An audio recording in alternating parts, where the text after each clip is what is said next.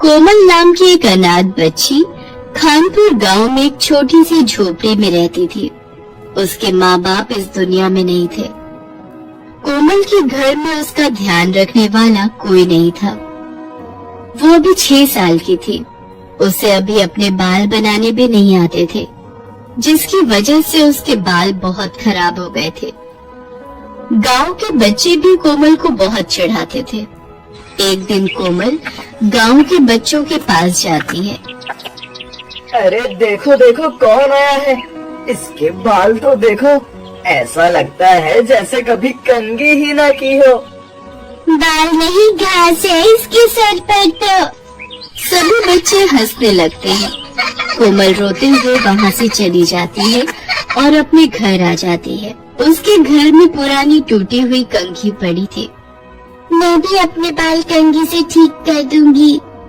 वो उस कंघी से अपने बालों को कंघी करने लगती है, लेकिन उसके बाल इतनी बुरी तरह से उलझ गए थे कि उनको ठीक करना आसान काम नहीं था। माँ, आप कहाँ चली गई? यहाँ कोई भी मेरे बाल नहीं बनाता। सब बच्चे मुझे चिढ़ाते हैं। मेरे बाल घास जैसे हैं। अगर आप होती तो मेरे बाल भी बाकी बच्चों की तरह सुंदर होते। कोमल जोर जोर से रोने लगती है, लेकिन उसके घर में उसे सुनने वाला कोई नहीं था। कुछ दिन बाद कोमल जंगल से लकड़ियाँ लेने जाती है। जंगल से लकड़ियाँ निकालते समय उसके बाल झाड़ियों में फंस जाते हैं। अरे मेरे बाल कहाँ फंस गए? बहुत कोशिश करने के बाद भी बाल झाड़ियों से निकल नहीं रहे थे।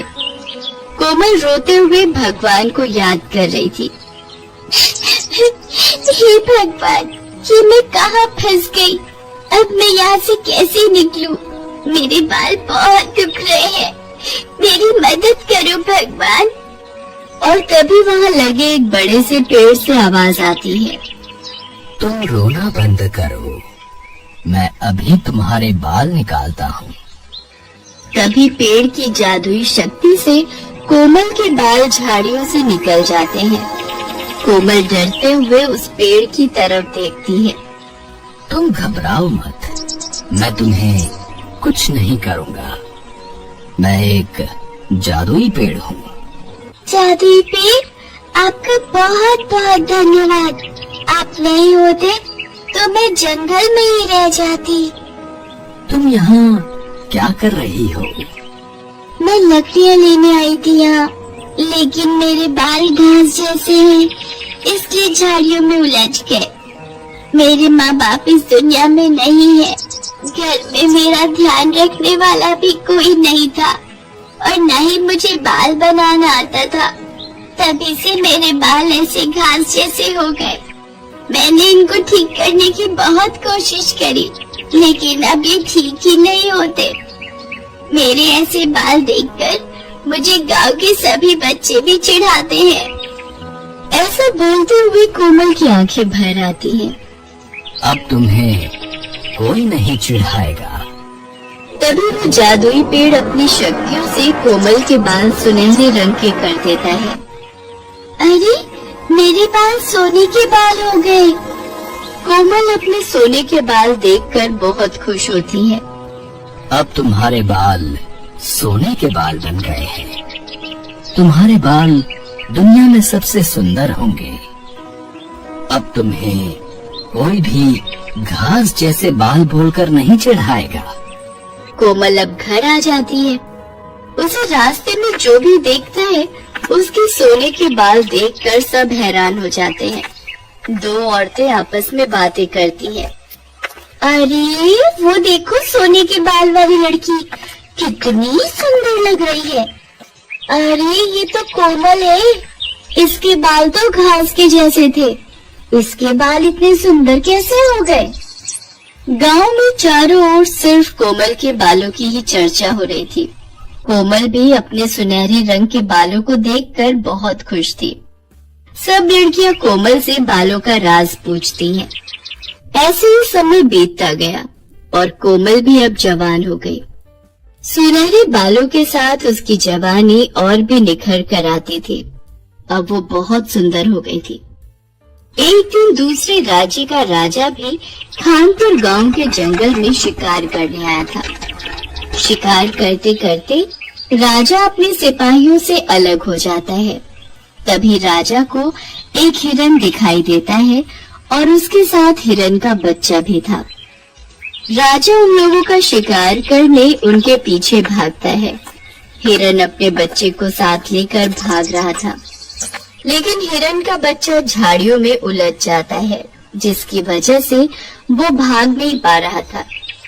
अपने बच्चे को ऐसे देखकर हिरन भी वहीं रुक जाता है। पीछे से राजा देखता है हिरन का बच्चा वहीं फंस गया है। अब कहाँ जाओगे अपने बच्चे को छोड़कर? अभी बताता हूँ। तभी अचानक कोमल भी वहां आ जाती है। कोमल उस बच्चे को देखती है तो हिरन के बच्चे को छुड़ाने लगती है। अरे घबराओ नहीं, तुम्हें कुछ नहीं होगा, मैं तुम्हें कुछ नहीं करूंगी, मैं तो तुम्हारी मदद करने के लिए ही यहाँ आई हूँ। तभी राजा देखता है सुनहरे रंग के बालों वाली लड़की हिरन के बच्चे को झाड़ियों में से निकाल रही थी। राजा उसके सुनहरे बालों को देखता ही रह जाता है। इतने सुंदर सुनहरे रंग के बाल, आखिर कौन है ये लड़की जिसके सोने के बाल हैं? मैंने आज तक इतने सुंदर बालों वाली लड़की नहीं देखी। राजा ये सोचते हुए आगे जाता है और जैसे ही उस जगह पहुंचता है तो वो देखता है कि हिरन और उसका बच्चा वहां नहीं थे और वो सुनहरे रंग के बालों वाली लड़की भी वहां नहीं थी। अरे अब कहाँ चली गई वो लड़की? अभी तो यहीं थी। कुछ देर के बाद राजा के सिपाही भी वहां पहुंच जाते हैं। राजा अपने सिपाहियों से कहता है, मैंने अभी अभी एक सुनहरे बालों वाली लड़की को यहाँ देखा था। उसके बाल सुनहरे रंग के, बहुत ही सुंदर बाल हैं। जाओ, जाकर सारे गांव में पता करो कि वो लड़की कौन है। मुझे उससे शादी करनी है। तभी राजा के सिपाही गांव में जाते हैं और गांव वालों से पूछते हैं, इस गांव में सुनहरे बालों वाली लड़की कोई रहती है? हमारे राजा उससे मिलना चाहते हैं। हाँ, कोमल बिटिया के बाल सुनहरे रंग के हैं और वो सामने वाली झोपड़ी में रहती है। सिपाही अपने राजा के पास जाते हैं और उन्हें कोमल के घर ले जाते हैं। राजा झोपड़ी के बाहर जाकर खड़ा हो जाता है और आवाज देते हुए कहता है, कोई है अंदर?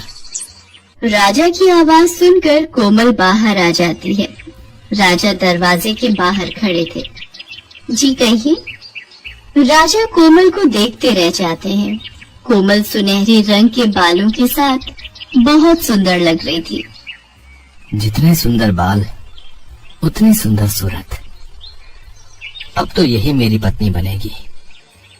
अपने माँ बाबा को बुलाइए, हमें उनसे कुछ जरूरी बात करनी है। कोमल बताती है कि उसके घर में कोई नहीं है, वो अकेली रहती है। उसके माँ बाप इस दुनिया में नहीं है। राजा कोमल को अपने बारे में बताता है। मैं सूरत का राजा हूँ और यहाँ शिकार करने आया था। मैंने तुम्हें जंगल में देखा था।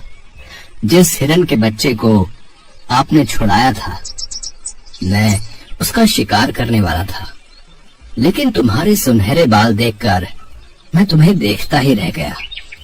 क्या आप उस हिरन का शिकार करने वाले थे? लेकिन क्यों? इतने प्यारे जानवर को आप क्यों मारना चाहते हो? हमें आप बहुत पसंद हैं। हम आपसे शादी करना चाहते हैं। और हाँ, अगर आप हमसे शादी करने को तैयार हो गई तो मैं अभी से शिकार करना छोड़ दूंगा। राजा की इस बात ने कोमल का दिल जीत लिया था और पहली बार इतने बड़े राजा ने कोमल को शादी के लिए पूछा था। कोमल भी इतने बड़े राजा को मना नहीं कर पाई, क्योंकि वो बचपन से ही अकेली रह रही थी और कभी उसने ऐसा प्यार नहीं देखा था। फिर वो राजा गांव के मंदिर में जाकर सबके सामने कोमल से शादी करता है और कोमल को अपने साथ अपने महल में ले जाता है। राजा कोमल से बहुत प्यार करता है और कोमल के कहने पर वो शिकार करना भी छोड़ देता है। अब कोमल के पास हर खुशी थी। बचपन से ही वो जिस प्यार के लिए तरस रही थी वो उसे अब मिल जाता है।